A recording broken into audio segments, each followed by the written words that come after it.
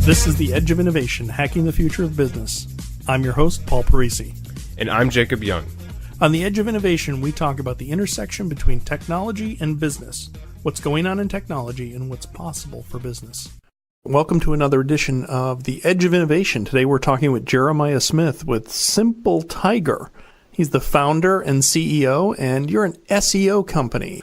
All right, well, let's shift gears a little bit here. This is The Edge of Innovation, and while we've been spending a lot of time talking about, and I think very useful time talking about how to do this incredibly important aspect of our web presence, SEO, we like to talk to people about why did they start a business and what in the world led them to do this. I've likened starting and running your own business is one of the hardest things you will ever do in your life. So you told us a little bit about the mom and pop that you were working for and you learned SEO. And did you have an aha moment there to say, I'm going to do this for the rest of my life? Absolutely. It's so funny that you asked me that because that's exactly what happened, actually. So so my mother was doing the bookkeeping for that company, and she actually was the one that connected me with the company to begin with. They saw a website that she was showing them that I built, and they loved it, and they wanted my web design abilities, so I did that for them. Then I did the SEO thing because they asked for it, and when I kind of got this little hunch that, I'd seen the leads coming through the site ever since I built it and then did the SEO for the site and was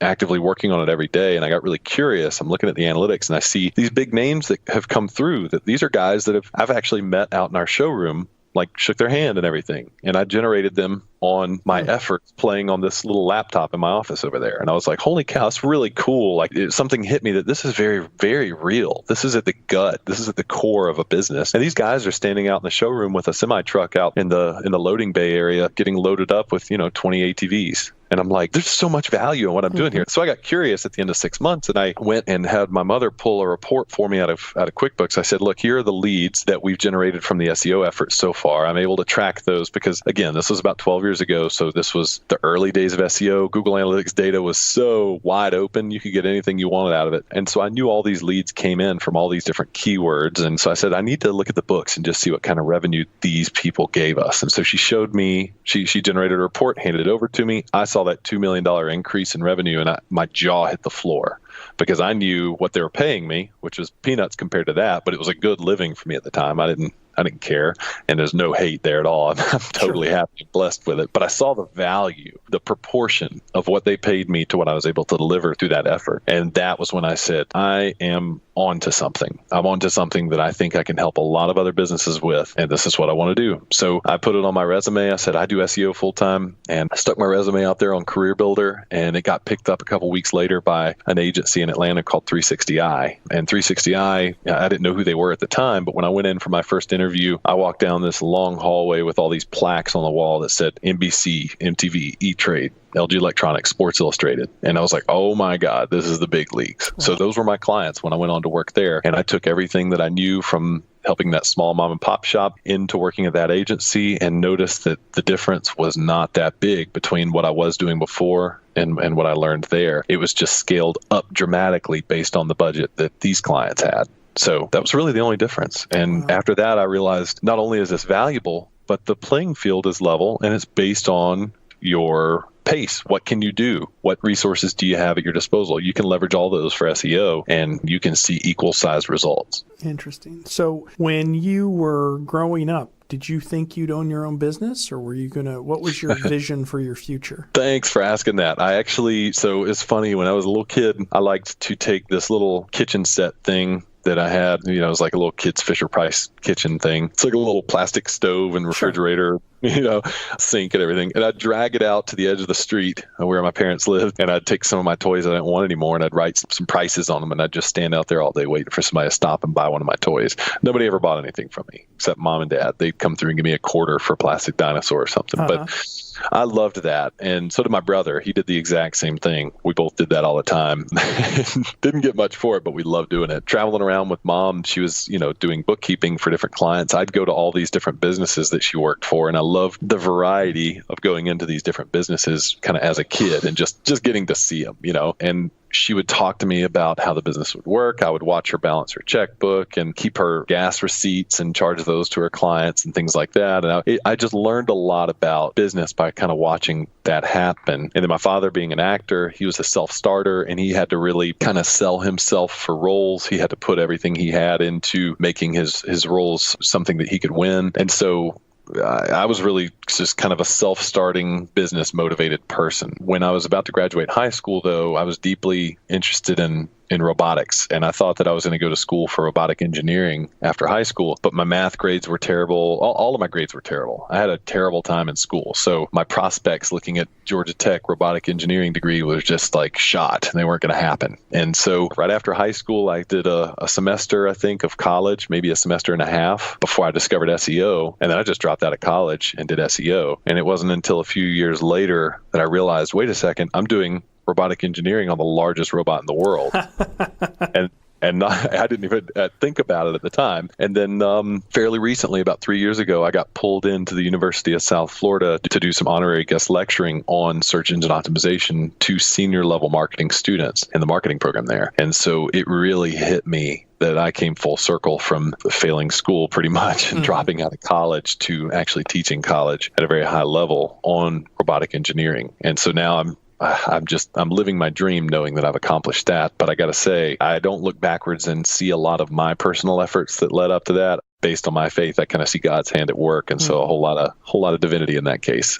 Very cool. Now, you made the crazy decision at some point to start your own business. Well, I mean, you're sort of doing it as one person, but there's a big difference when you start to hire your first employee, your second employee, and you actually realize that you've started a business. Tell me a little bit about that. And you made it to the big leagues and you're working for somebody else. Right. But now you own your own business. So how did that happen? Yeah. So while I was working for the agency that I mentioned earlier, I really loved it. I gained a lot of intelligence working for that agency, a lot of kind of corporate expertise and understanding, and got to dive really deep into working with large brands and kind of playing the corporate game. But after a very short period of time, I knew I did not fit that corporate model. It wasn't for me. And this was around the time that the 4-Hour Work Week came out, and I read that, and it totally just shattered everything that I was doing at that agency. And so I decided to start trying to shift things a little bit. And I approached the agency with some ideas for doing, allowing remote work and some other stuff. And my ideas kept getting shot down. And so I got demotivated and was building kind of this consulting practice on the side. And I was consulting clients on nights and weekends, and eventually just decided I've got to grow my consulting practice into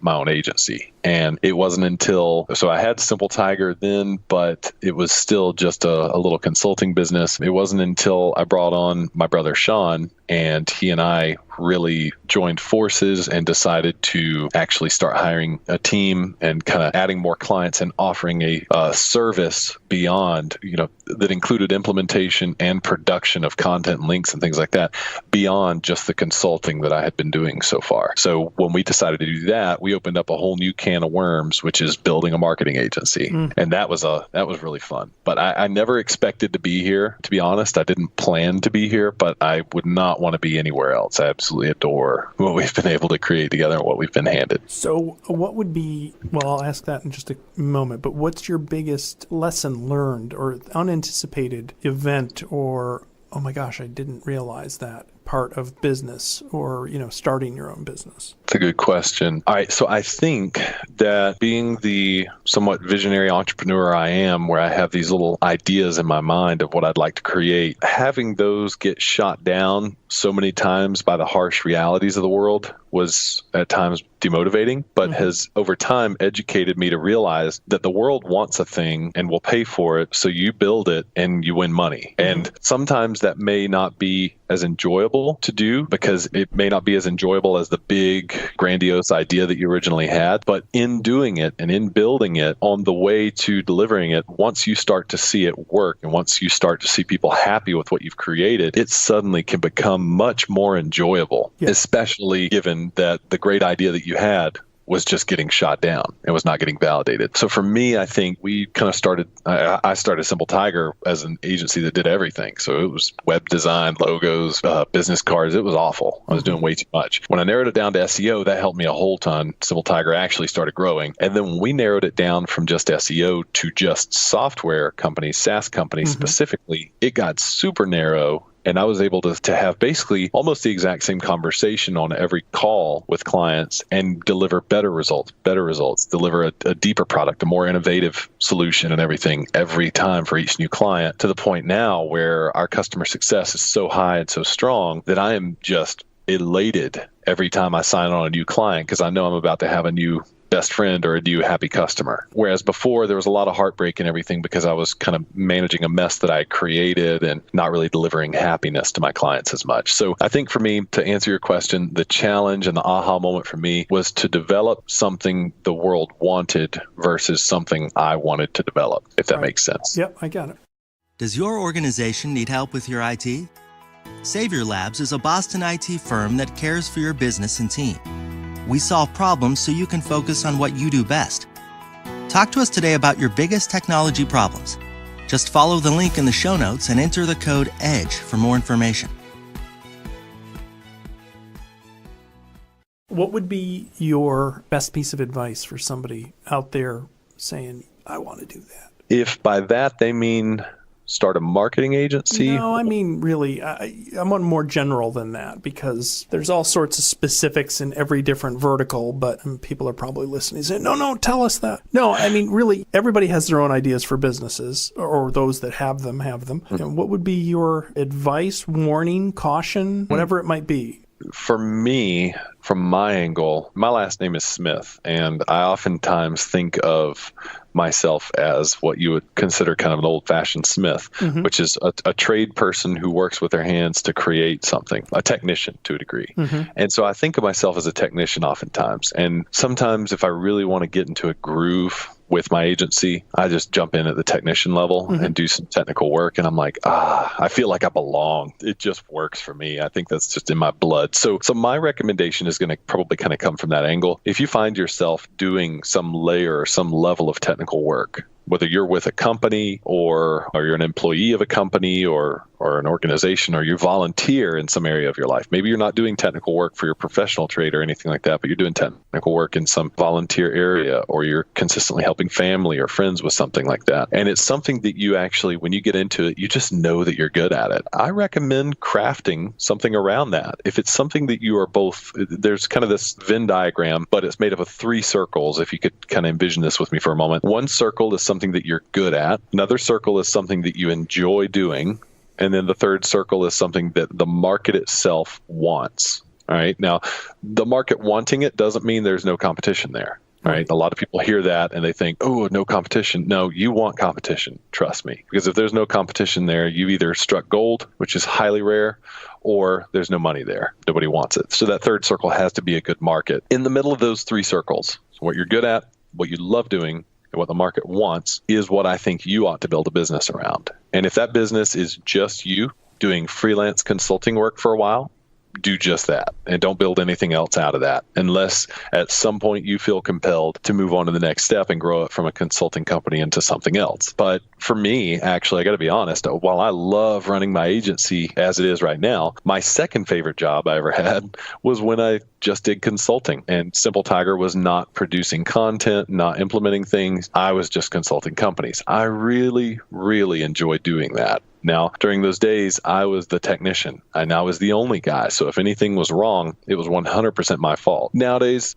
I run my agency and I try to remain humble where I can. So if something does go wrong at my agency, I still take responsibility for it and I'm still to blame for it. But in those days, there was not a system. It was just me. So it was a little stressful. And if I didn't go out and do sales, I didn't have sales. And so that was really hard too. But yeah, that's what I would do. I would look at that tri-circle Venn diagram I came up with there and find out what's in the middle and then build a business around that. Cool. Now, good business books or books that you would recommend reading, 1 or 2? Oh, man, 1 or 2. That's tough. Yeah, so, I know it is.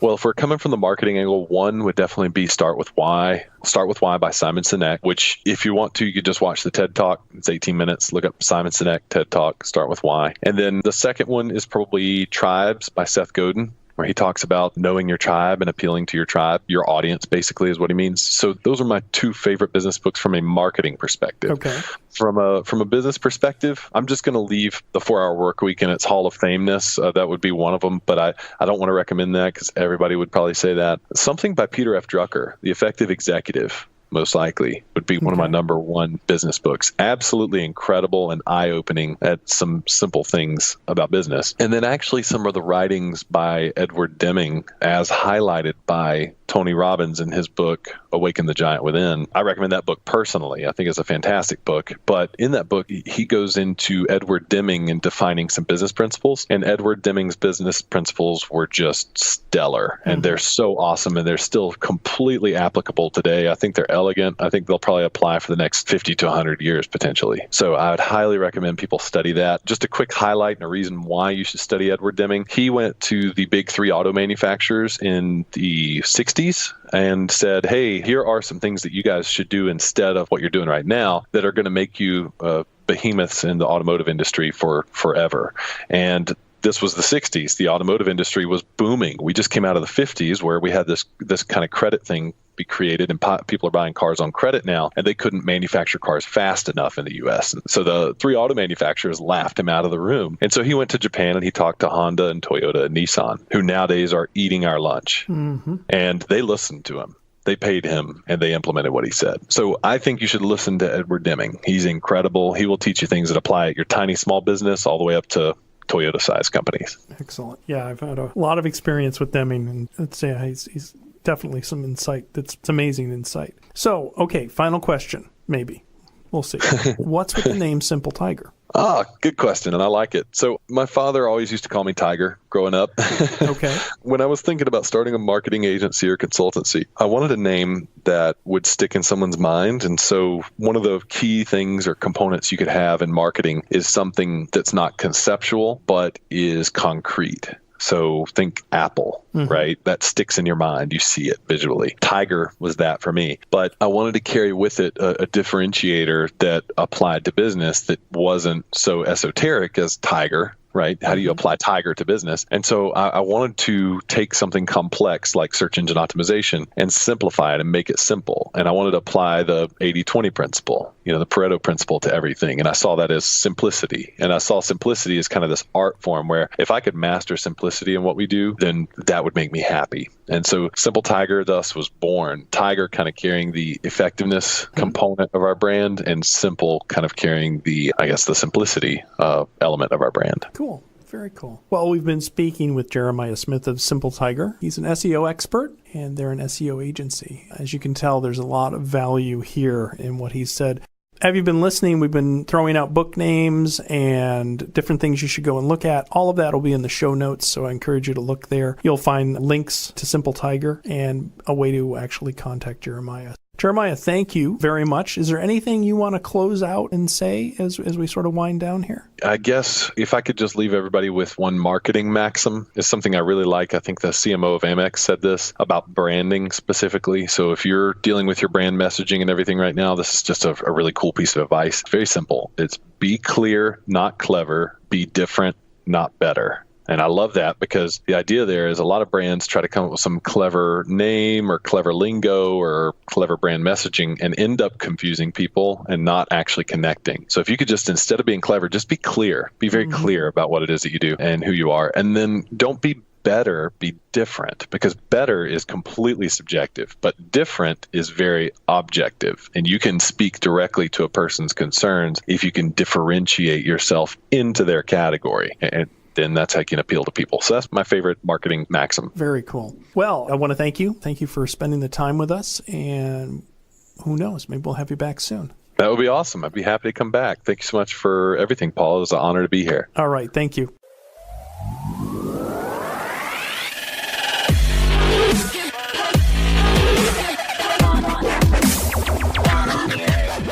The Edge of Innovation is brought to you in partnership with Savior Labs. Savior Labs exists to help businesses mature and strategize for the future. Learn more about Savior Labs at saviorlabs.com. Thank you for listening to this episode of The Edge of Innovation, Hacking the Future of Business. For the show notes and more information about Paul, please visit paulparisi.com. The Edge of Innovation is produced by Jacob Young in conjunction with copious amounts of coffee. Music on today's episode was from bensound.com. Paul can be found on Twitter at pdparisi and on LinkedIn at linkedin.com/pdparisi. This episode, like all our episodes, is transcribed and available at paulparisi.com. Thanks for listening, and we'll see you next week.